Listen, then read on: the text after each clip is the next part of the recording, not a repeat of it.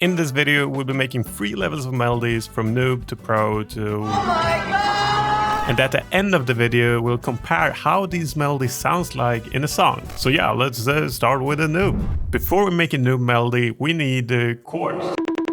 That sounds like this. What I used to do when I was a noob was to just play around until it sounded good, because I didn't know any music theory. But if you're an advanced noob, you know that you can make a melody by just playing the notes within your chords. So let's make a melody by just using the chord notes.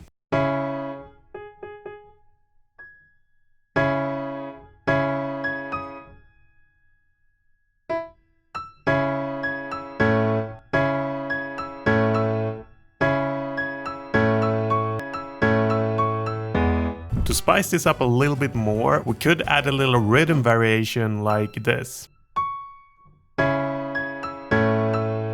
And yeah, now we just copy this first bar across the entire chord progression and boom, we just made a melody. But if we want to spice up this basic melody a bit more, we need variations. All we really need to do is maybe change a note here at the second bar. And a note here at the fourth bar. And we got some variation. And lastly, when I was a noob and wanted to be really creative, I used to switch up the rhythm of the chords like this. Oh my God! Are you not recording? Are you recording?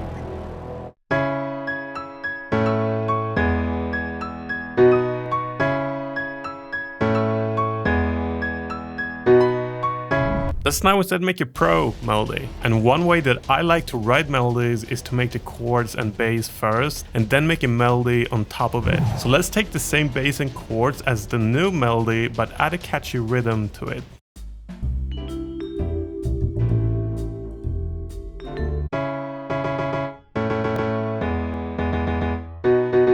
And this sounds like trash. So let's add some swing and move the third in the chords up an octave and move some bass notes up an octave as well.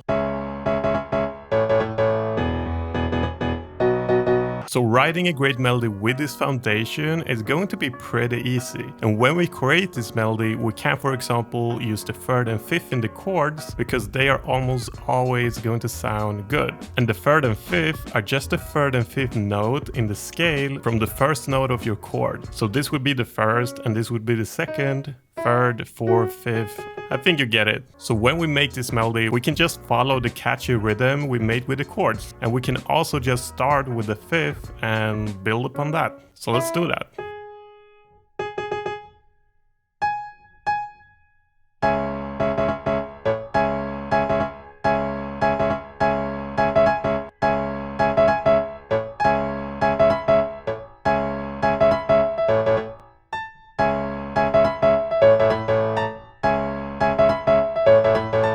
And now we can just copy this first bar to the rest of the bars. And if you remember, now we just need variation. So let's start by making the second bar more interesting. We could just switch up one note, but that would be boring. What I tend to do is just switch up the pitch on almost all the notes in the second bar, but I also make sure the rhythm is the same and it's like, you know, melodically similar.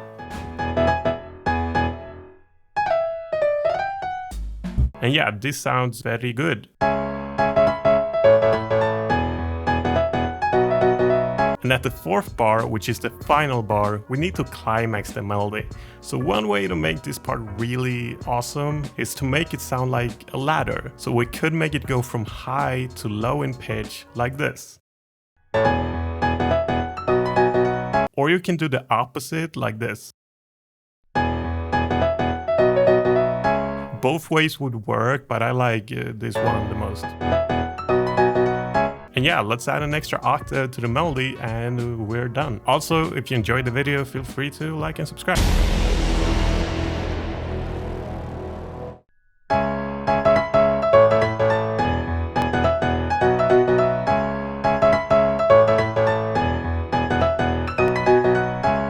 Okay, so let's try make a god level melody. For this level, I just figured we could make a melody as complex as possible. So to step up from the pro, we can add more harmonies, more rhythm variations between the bass chords and the melody, and a counter melody. So let's first start by making the main melody.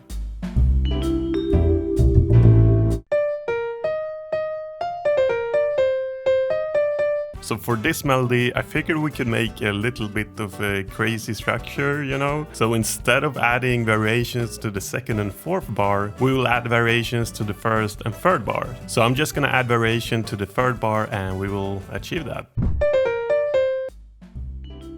And it sounds like this.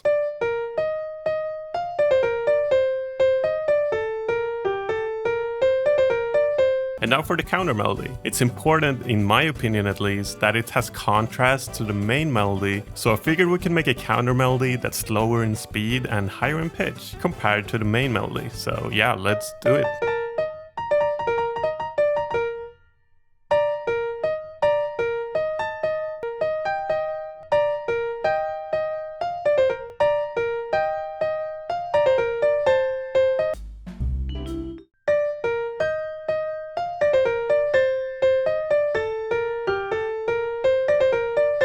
And for the chords, we could just have 4 different chords repeat like in the pro melody, but since this is the god level, I figured we can't do that, so I tried my best to just make each chord more harmonically interesting by making slight variations on the chords' voicings, and it sounded like this.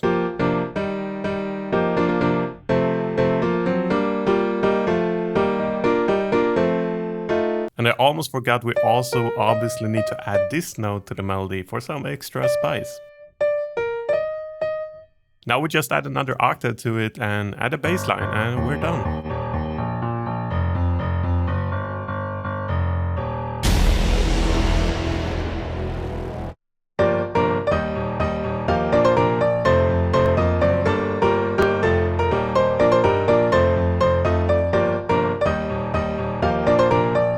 And now you've heard all these melodies on the piano, which sounds really boring. So let's make a final comparison where we listen how these melodies sounds like in a song. And by the way, if you want to learn how to produce electronic music in 7 days, check out my new course. You'll get over 35 premium quality videos and daily exercises and cheat sheets, and also answers to your questions in the videos and much more. Click the link in the description to check it out. Yeah, bye.